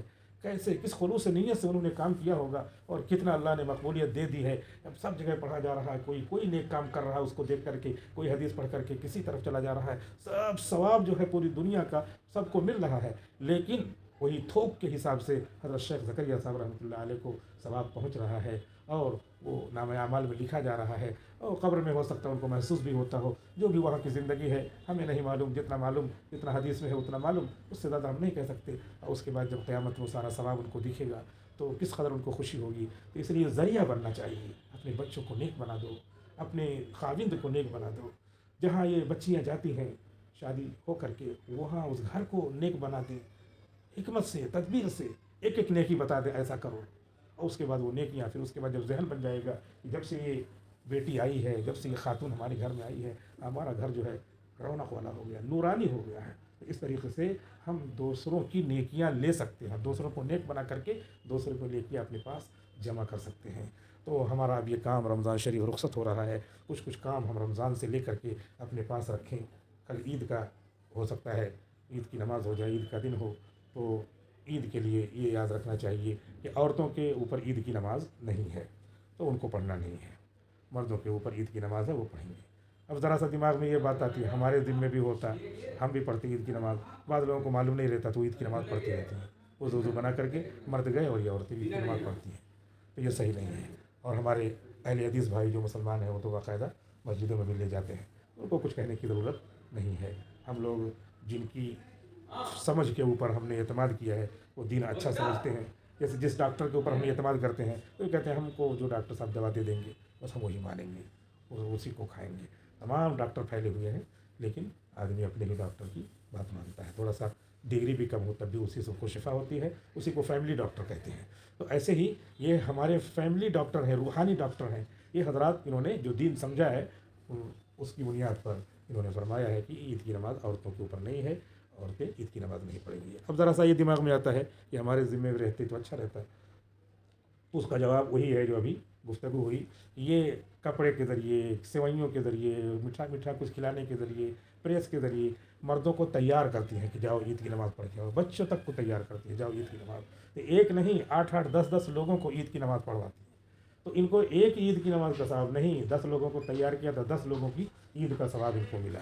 تو ابھی ہم سمجھ رہے تھے کہ ہم کو کیا، تو مردوں کو تو ایک ہی 2 رکعت 2 گانے کا ثواب ملے گا، آپ مائیں اور بہنوں کو تو 10 لوگوں کی عید کی نماز کا ثواب ملے گا۔ تو ہم کو ثواب لینا ہے، طریقہ الگ ہو، پیسہ اپنے کو اپنے پاس خاوند کے ذریعے آتا ہے، ہم گھر میں رہیں، چراغ خانہ رہیں، باہر نہ جائیں، تب بھی ہم کو جو ہے ضرورت کی چیزیں خاوند دے گا، ماں باپ دیں گے، کبھی بھائی دے دیتا ہے، کبھی کچھ، لیکن ہمارے پاس پیسہ رہتا ہے۔ مرد ہے، مرد بھی کماتا ہے، مختلف ذرائع ہیں، اسباب ہے، کماتا ہے۔ تو مقصود کیا ہے، زندگی گزارنے کے لیے اگر مقصود پیسہ بنا لے تو ذرائع، حلال ذرائع کے ذریعے آتا رہے پیسہ۔ ایسے ہی اپنے لیے مقصود کیا ہے، ثواب جو اللہ کو راضی کرنے والا ہے، تو ثواب کیسے بھی آئے، کوئی ضروری ہے کہ ہم عید کی نماز پڑھیں تبھی ثواب ملے، اور ہونا چاہیے تھا ایسے اس طرح کہیں، یہ دین پر اللہ پر اعتراض ہے اور تفویض کے خلاف ہے کہ ہم نے اپنے آپ کو، اپنے امور کو اللہ کے حوالے نہیں کیا۔ ہم کو چاہیے کہ ہم اپنے امور کو اللہ کے حوالے کریں۔ تو عید کی نماز کے لیے عورتوں کے ذمے عید کی نماز نہیں ہے، لیکن گھر کے جتنے افراد کو تیار کر کے عید کی نماز کے لیے بھیجیں گی، سب کی نماز کا ثواب ان کو ملے گا، اور جو ہے ان کے عید کی نماز میں کوئی کمی نہیں ہوگی۔ اور اس کے علاوہ سوئیاں یہ ضروری نہیں ہوتی ہے، یہ تو ایک ٹرینڈ چلا ہوا ہے کہ سوئیاں ہی پکائی جاتی ہیں، میٹھی چیز اصل ضروری ہے، تو یہ اس لیے بات کہہ دی جاتی ہے، اور دن گزرے گا تو بعد میں لوگ سمجھیں گے سوئیاں ہی سنت ہے، ایسا نہیں، میٹھی چیز ہے، کھجور بھی کھا لیا اور چلے گئے عید کی نماز پڑھنے. عید کی نماز سے پہلے میٹھی چیز کھائی جائے گی, کھلائی جائے گی. آپ کھلائیں گے تو آپ کو اس کا ثواب ملے گا.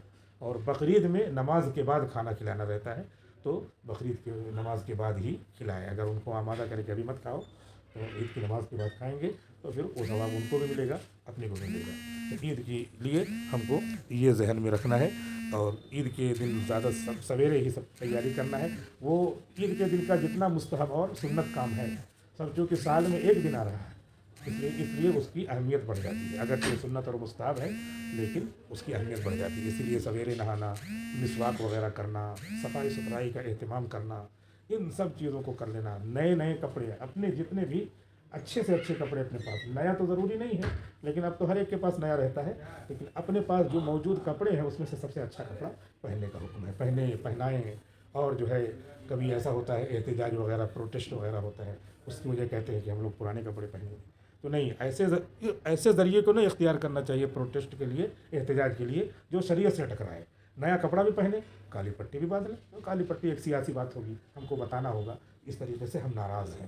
جیسا کہ جمعہ میں وقف ترمیمی بل کے لیے مسلمانوں نے جگہ جگہ کیا, تو کوئی چیز شریعت سے ٹکراتی بھی نہیں ہے, اور جو ہے اپنا کام بھی ہو جاتا ہے. اور وقف ترمیمی بل کا مطلب یہ ہے کہ جتنی زمینیں ہیں مدرسے کی, وہ مسجد کی, وہ سب وقف ہیں, وہ اللہ کی ہیں. یہ نہیں سوچنا چاہیے کہ پرانی مغل کی جو زمینیں ہیں وہ گورنمنٹ اس پہ کچھ قانون بنا رہی ہے تو اس سے ہم سے کیا مطلب ہے. نہیں, ہر مسلمان سے مطلب ہے. ابھی تو سنبھل میں ان لوگوں نے یہ اعلان کیا, سی او نے اعلان کیا کہ اگر چھت پر کوئی الوداع کی نماز پڑھتا دکھا تو اس کو ڈرون سے ہم دیکھیں گے اور اس کا پاسپورٹ رد کر دیں گے, اس کو اریسٹ کر لیں گے. ان کا ارادہ کیا ہے؟ ان کا ارادہ ہے مسلمان اور اسلام کو ختم کرنے کا, اور اللہ کا ارادہ ہے انا نحن نزلنا الذکر وانا لہ لحافظون. ایسا تو کچھ نہیں کر پائیں گے وہ, لیکن جو بات ہے وہ یہ ہے کہ ہر مسجد و مدرسہ وقف کی زمین میں رہتا ہے. وہ تو کہا جاتا ہے ہم نے مسجد کو دے دیا, اس کا مطلب یہی رہتا ہے یہ اللہ کے لیے وقف ہو گئی, اللہ کی ہو گئی زمین. اور مدرسے کو دے دیا تو وہ سب وقف ہی رہتا ہے. اور کہتے ہیں ہم کو وقف سے کیا فائدہ, کوئی پیسہ تھوڑی غریبوں کو ملتا ہے. نہیں, یہی ہے نا, مدرسہ مسجد ہے, مسجد میں سب لوگ نماز پڑھنے جاتے ہی تو فائدہ ہے, مدرسے میں سب لوگ پڑھنے جاتے ہی تو فائدہ ہے. فائدہ صرف پیسے کا نہیں رہتا ہے, یہ سارے فائدے ہیں. اس سے تو بالکل دین بند ہو جائے گا, اور ان لوگوں کا ارادہ یہی ہے. لہٰذا اس کے لیے دعا بھی کریں, اور دعا کرنے کے ساتھ ساتھ یہ بھی ہم کو جو ہے کرنا ہے کہ ہم 11 مہینے جو رمضان میں سے سیکھ کر کے جا رہے ہیں اس کو کرتے رہیں. تو عید کے دن کی اس طرح تیاری ہوگی, مرد اپنا عید کی نماز پڑھیں گے, ایک دوسرے سے ملاقات کرتے رہیں. کپڑے میں فضول خرچی بہت ہو جاتی ہے, اس کا اہتمام کریں. شوہر کو مجبور نہ کریں کہ اتنے 1000 والا 4000 والا جوڑا چاہیے. نہیں, اس کی جتنی وسعت ہے اتنے ہی وہ ان کو رہنے دیں. اگر آپ مجبور کریں گے تو ہو سکتا ہے وہ چرا کر کے لا رہا ہو, اور آپ کو پتہ نہیں, آپ کی وجہ سے وہ چوری کر رہا ہے, تو آپ نے آمادہ کیا. ایسا نہیں ہونا چاہیے. اس کی کمائی دیکھ کر کے ہی مطالبہ کریں, چادر دیکھ کر کے ہی پیر پھیلایا جاتا ہے. تو بہت سارے خاوند ایسے ہیں جو قرض لینا پڑتا ہے ان کو, تو وہ بچوں کی مانگیں ہوتی ہیں. بچوں کو ایسی تربیت دیں, بچوں کو کہ نہیں. اور خود کبھی ایسا ہو شوہر زیادہ بھی لائے تو ان کو کہیں نہیں, ہم کو اتنے میں ہو جائے گا, آپ اپنی کمائی سے زیادہ نہ کیجیے, قرض مت لیجیے, آپ ان کو آمادہ کریں.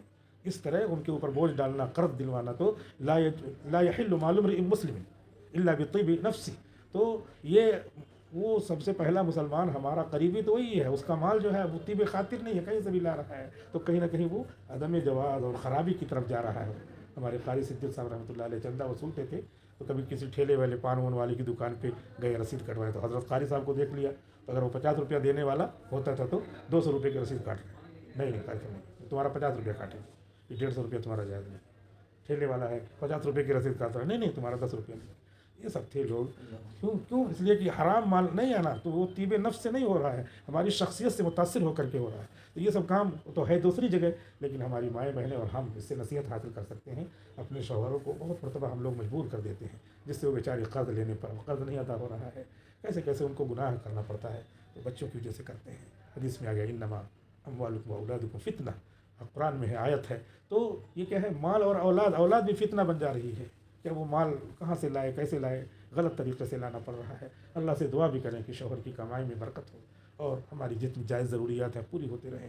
ناجائز ضروریات کا تو کوئی ٹھکانہ نہیں, پتہ نہیں کہاں کا کیا ایک چیز لے لو دوسری کی ضرورت, دوسری لے لو تیسری کی ضرورت. تو ہماری مائیں اور بہنیں دین پر عمل کرنے میں اور عمل کروانے میں بہت اہم رول ادا کر سکتی ہیں. اب یہ رمضان ختم ہوتے ہوتے ہم کو یہ نصیحت کر کے جا رہا ہے کہ ہم کو سال بھر تلاوت کا اہتمام کرنا چاہیے. اپنے روزے جو چھوٹے ہیں اسے قضا کر لینا چاہیے. اور ابھی رمضان میں جو ہم اپنی نمازیں قضا کرتے تھے نفل کی جگہ پر، ہم کو غیر رمضان میں بھی نمازیں اپنی چھوٹی ہوئی قضا کر لینا چاہیے.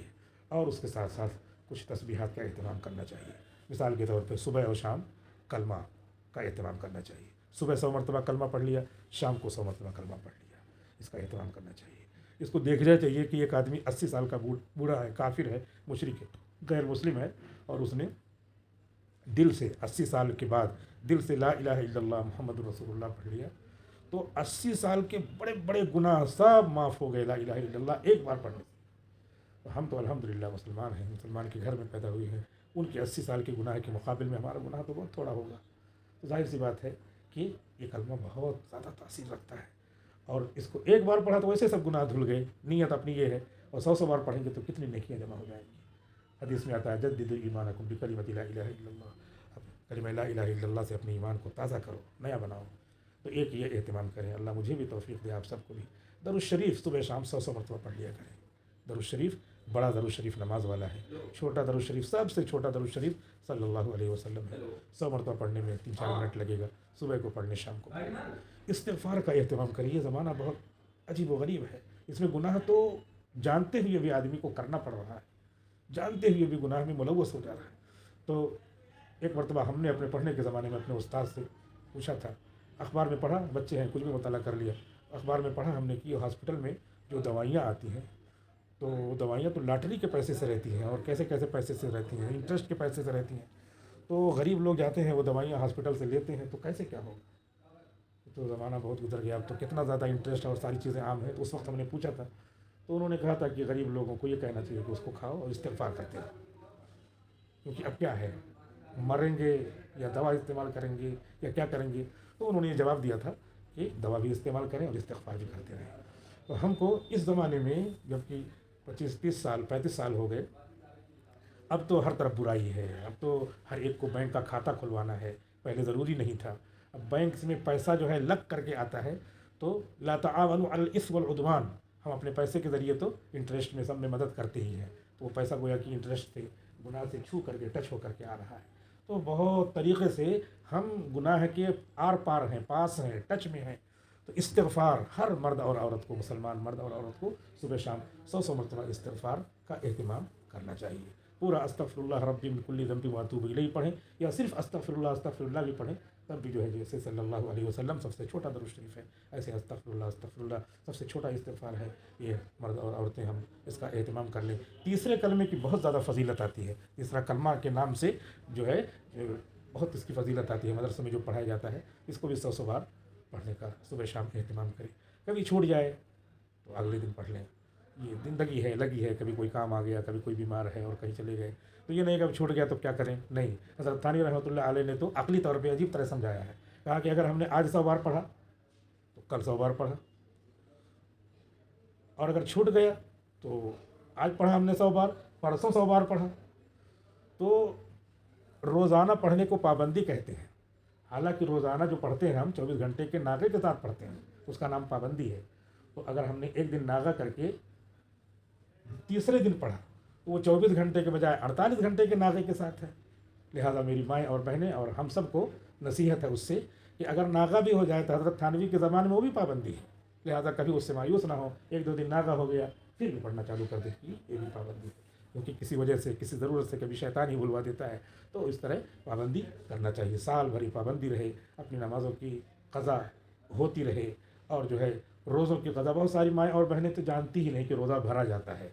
تو جو یہاں پہ ہماری مائیں بہنیں خواتین آتی ہیں ان کو معلوم ہے کہ جو روزہ رمضان میں آیا اور اپنی ناپاکی کی حالت آ گئی تو اس میں وہ روزہ بھرا جاتا ہے.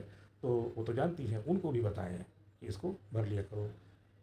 ایام جو آتے ہیں، چھوٹے دن آتے ہیں جاڑے میں، سردی کے موسم میں، اس میں تو بہت آسان رہتا ہے، اس میں بھرنے میں آمادہ کرے. جو رمضان کے علاوہ کبھی روزہ نہیں رکھتا اس کے لیے ذرا مشکل ہے. لیکن ہماری مائیں اور بہنیں مبارکباد کے قابل ہیں، تو وہ تو روزہ بہت جلدی رکھ لیتی ہیں، آسانی سے رکھ لیتی ہیں. تو گویا کہ رمضان کا یہ آخری دن کا پیغام ہم سب ماؤں بہنوں کے، مردوں کے نام یہی ہے کہ ہم اللہ کی مرضی کو تلاش کریں. اور اللہ کی مرضی کی تلاش کرنے کے بہت طریقے ہیں. ان طریقوں کو یاد رکھیں. نیکی کے کام کریں، چھوٹی نیکی ہو بڑی نیکی ہو. راستے میں کیا ہے، راستے میں کوئی سامان پڑا ہوا، کوئی آئے گا، بچے آئیں گے گر جائیں گے، تو ہمارا گھر ہی راستہ ہے، بچے چل رہے ہیں پھر رہے ہیں، اس کو ہٹا دیں وہاں سے کہ کوئی گرنے نہ پائے، تو وہ راستے سے اینٹ پتھر ہٹانے کا ثواب ان کو ملے گا۔ اس طرح بہت سارا یہ بھی نیکی ہے، بڑی بڑی نیکیاں جو بار بار کہی جاتی ہیں وہ سب نیکیاں ہیں۔ تو معمول بنائیں کہ رمضان کے بعد ایک مہینے میں ایک قرآن ختم کریں گے، درود شریف کثرت سے پڑھیں گے، یا تو اس طرح معمول بنا لیں کہ ایک ہفتے میں 1,00,000 مرتبہ درود شریف پڑھیں گے، اور یہ صبح شام کا معمول بنا لیں، بہت زیادہ برکت ہو جائے گی انشاءاللہ۔ عید کا دن کیسے گزارنا ہے وہ بھی دیکھ لیں، عید کی نماز ہمارے ذمہ میں نہیں ہے، اور اللہ رب العزت نے جو باتیں فرمائی ہیں جیسے یا ایھا الذین آمنوا لا تقدموا بین یدی اللہ ورسولہ واتقوا اللہ ان اللہ سمیع علیم، اللہ اس کے رسول سے آگے نہ بڑھو، یعنی اس کے حکموں سے آگے نہ بڑھو، جو اللہ کا حکم ہے اس پر سرنڈر ہو جاؤ۔ یا ایھا الذین آمنوا لا ترفعوا اصواتکم فوق صوت النبی، تو نبی کی آواز پر اپنی آواز کو بلند نہ کرو۔ اس میں ہر بڑے کے لیے فقہاء نے مستنبط کیا ہے مسئلہ کہ باپ کی آواز سے اپنی آواز بلند نہ ہو، استاذ کی آواز سے اپنی آواز بلند نہ ہو، اور عالم ہے ان کی آواز سے اپنی آواز بلند نہ ہو۔ کبھی گفتگو ہو رہی ہے باپ سے تو باپ کی آواز کا جو ہے کی مقدار 10 پوائنٹ ہے، تو ہماری آواز 8-7 پوائنٹ ہی رہے تیز، یہ نہیں کہ 10 پوائنٹ میں والد صاحب بول رہے ہیں ہم کڑے ہو کر کے نہیں کریں گے، 12 پوائنٹ میں بول دیا، یہ جو ہے غلط ہو گیا، اس آیت کے خلاف ہو گیا۔ اللہ تعالیٰ نے فرمایا یا ایھا الذین آمنوا لا یسخر قوم من قوم عسى ان یکونوا خیرا منهم، تو ہم عورتیں مرد کبھی بھی جو ہے نہ عورت کا مذاق اڑائے نہ مرد کا مذاق اڑائے۔ اس سے جو ہے اللہ کے رسول نے فرمایا، ان کی ایک خاتون نے بیوی نے یعنی ہماری ماں ہیں، انہوں نے اپنی ایک جو ہے سوکن کا یہ کہا کہ وہ اتنی چھوٹی ہیں، تو حضور صلی اللہ علیہ وسلم نے اس کو مذاق بتایا اور کہا کہ تمہارا یہ جملہ اگر کوئی رکھی جانے والی روشنائی وغیرہ یا کوئی پاؤڈر وغیرہ کی شکل ہوتی اور اس کو سمندر میں ملا دیا جاتا تو پورے سمندر کا پانی کالا ہو جاتا۔ تو ہم اور آپ بہت سارے لوگ دوسرے کے مذاق میں لگے رہتے ہیں، عورتیں جو ہے ٹھٹھا کرتی رہتی ہیں، بیٹھی دوسرے کو دیکھتی رہتی ہیں، مذاق اڑاتی رہتی ہیں، وہ ادھر سمجھتی ہے کہ میرا مذاق اڑایا جا رہا ہے، تو اس کو حکم یہ ہے کہ وہ سمجھے ہی نہ، ان بعض الظن اثم، بعض گمان گناہ ہوتے ہیں، وہ یہ سمجھے نہ، وہ اپنے مشغول رہے، اپنے کام میں مشغول رہے، اور یہ جو مذاق اڑا رہے ہیں ان کو سمجھنا چاہیے کہ ان کی پیچھے برائی جو ہم کر رہے ہیں غلط ہے۔ یہ ایسے ہے جیسے ہمارا بھائی کو مرا ہوا ہے اور جو ہے لاش پڑی ہوئی ہے اور ایک چاقو لے کر کے اس کا بدن کاٹ رہے ہیں اور بدن کاٹ کر کے اس کا گوشت جو ہے کچے چبا رہے ہیں۔ اللہ تعالیٰ نے اس طرح مثال دے کر کے ہم کو بتایا کہ کیا کوئی ایسے اس طرح کرے گا کہ لاش پڑی ہو تو لاش ہی کی وجہ سے آدمی جو ہے ڈھیلا ہو جاتا ہے، لیکن اس طرح بتایا کہ لاش پڑی ہو، چاقو لے کر کے اس کا گوشت کاٹو، گوشت کاٹ کر کے اتنا بھوکے ہو کہ تم اس کا چبا رہے ہو، ایسا کوئی کرے گا؟ فَكَرِهْتُمُوهُ، ضرور تم اس کو ناپسند کرو گے۔ تو غیبت بہت خراب چیز ہے، یہ ساری باتیں اگر آدمی طے کر لے تو انشاءاللہ غیبت سے بچ جائے گا، تمام گناہوں سے بچ جائے گا، اور آخر میں اللہ سے دعا کرتے رہیں کیونکہ توفیق وہیں سے ملتی ہے کہ اللہ سے دعا کریں ان سب باتوں پہ اللہ تعالیٰ مجھے بھی، آپ کو بھی، آپ سب اپنے گھر والوں کے لیے، بچوں کے لیے، جو بچے مانتے نہیں باتیں ان کے لیے آخر میں مصلی بچھا کے دعا شروع کر دیں، کب اللہ کی طرف سے مقبولیت کی گھڑی ہو تو اللہ تعالیٰ قبول کر لے، اس طریقے سے دعا بھی کرتے رہیں۔ اور اب اسی پہ بات ختم کرتے ہیں، پھر انشاءاللہ اب عید ہوگی اور اس کے بعد میری روانگی ہو جائے گی 6 اپریل کو۔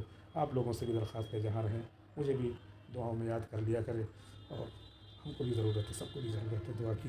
اللہ رب العزت ہم سب کو کہنے سے زیادہ سننے سے زیادہ عمل کرنے کی توفیق عطا فرمائے۔ وآخر دعوانا ان الحمد للہ رب العالمین۔ دعا کر لیتے ہیں مختصر سے۔ الحمد للہ رب العالمین والصلاة والسلام علی سید الانبیاء والمرسلین ربنا آتنا فی الدنیا حسنة وفي الآخرة حسنة وقنا عذاب النار وادخلنا الجنة مع الأبرار يا عزيز يا غفار يا رب العالمين اللهم لك الحمد حمدا دائما مع دوامك ولك الحمد حمدا خالدا مع خلودك ولك الحمد حمدا لا منتهى له دون مشيئتك ولك الحمد حمدا لا منتهى له دون مشيئتك ولك الحمد حمدا لا يريد قائله إلا رضاك ولك الحمد حمدا عند كل طرفة عين وتنفس كل نفس۔ اے اللہ ہم سب کی گناہوں خطاؤں کو معاف فرما، اے اللہ جو باتیں کہی گئی اس پہ 100% عمل کرنے کی توفیق عطا فرما۔ اے اللہ رمضان کے آخری ایام، آخری گھڑیاں چل رہی ہیں، اے اللہ اس میں ہمارے لیے مغفرت کا فیصلہ کر ہی دیجیے، اے اللہ کر ہی دیجیے۔ آپ کے نبی نے فرمایا ہے کہ اللہ تعالیٰ جب کوئی فیصلہ کر دیتا ہے تو بدلتا نہیں ہے، اے اللہ ہمارے لیے مغفرت کا، جنت کا فیصلہ کر دیجیے۔ اللہ روزی میں برکت کا، کسب حلال میں، حلال روزی میں برکت کا فیصلہ کر دیجیے۔ ہماری تمام ضرورتیں دنیا کی اور آخرت کی خزانے غیب سے پوری ہونے کا اللہ فیصلہ فرما دیجیے۔ اسلام کے بول بالا کا فیصلہ فرما دیجیے، ہندوستان میں ظلم کے خاتمے کا فیصلہ فرما دیجیے، عادلوں کی حکومت لے آئے دین اللہ تیرے دین پر، تیرے ایمان پر، جس کو نبی نے سیچا ہے، مکہ سے مدینہ لائے، مدینے سے پوری دنیا میں پھیل گیا، اے اللہ اس دین پر تباہی لانے کی کوششیں ہو رہی ہیں، اے اللہ ان لوگوں کے ناپاک ارادوں کو ختم کرنے کا اے اللہ آخری ایام ہے، اس میں فیصلہ کر دیجیے، اللہ اسلام کا ایمان کا بول بالا فرما دیجیے۔ اللہ ہماری مائیں بہنیں ہیں دور سے آئی ہیں، اے اللہ تیرے دین کے سیکھنے کے شوق میں اللہ ان کو پورے دین پر عمل کرنے کی توفیق عطا فرمائے۔ یہ بنیں گے تو خاندان بنیں گے، اللہ یہ چاہے تو مردوں کی اصلاح کر لیں، اللہ ان کے اندر یہ جذبہ پیدا فرما دیجیے، ہمارے اندر یہ جذبہ پیدا فرما دیجیے۔ نبی صلی اللہ علیہ وسلم نے زندگی بھر جتنی دعائیں مانگی ہیں سب دعائیں ہمارے حق میں قبول فرمائیے. جن چیزوں سے اللہ کے رسول نے پناہ مانگی ہے اے اللہ ان سب چیزوں سے ہمیں پناہ عطا فرمائیے. اے اللہ یہ مائیں اور بہنیں دعا کر لیں اپنے بچوں کے لیے, بچیوں کے لیے. اے اللہ وہ بن جائیں تو ان کا ثواب ان کو ملتا رہے گا. اے اللہ ہماری ماں اور بہنوں کو اے اللہ ثواب میں متعدی بنا دیجیے کہ یہ ثواب کریں تو ان کا دوسرا اے اللہ ان کے ثواب سے مستفید ہو. اگر ان کے شوہر نمازی ہو جاتے ہیں, داڑھی والی ہو جاتے ہیں, ان کو ثواب ملے گا. ان کے ذریعے سے جو ہو جاتی ہے ان کو ثواب ملے گا. یا اللہ اس طرح پورے دین پر ہمیں ہماری ماں اور بہنوں کو یا اللہ عمل کرنے کی توفیق عطا فرمائے. یا اللہ غلطی ہو جائے تو فوراً توبہ کرنے کی توفیق عطا فرمائے. اللہ کے رسول نے بڑی محنت سے یہ دین سیکھا ہے, ہم تک آ گیا ہے. ایک ایک سنت کو زندہ کرنے والا بنا دیجیے. اے اللہ ایمان پر ہم سب کا خاتمہ نصیب فرمائیے. ربنا تقبل منا انك انت السميع العليم وتب علينا انك انت التواب الرحيم. وصلى الله تعالى على خير خلقه محمد واله وصحبه اجمعين برحمتك يا ارحم